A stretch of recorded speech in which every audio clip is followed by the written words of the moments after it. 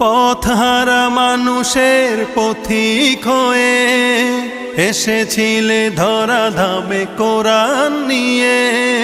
পথহারা মানুষের পথিক হয়ে এসেছিলে ধরা ধামে কোরআন নিয়ে।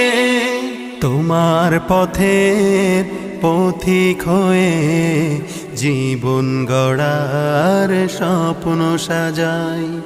তোমার পথের পথিক হয়ে জীবন গড়ার স্বপ্ন সাজাই। তুমি যে মোদের প্রিয় নবী, তোমায় কাছে পেতে পাগল সবাই। সুখের দিনেও মোরা খুঁজি গো তোমায়, দুঃখের দিনেও মোরা সরি গো তোমায়।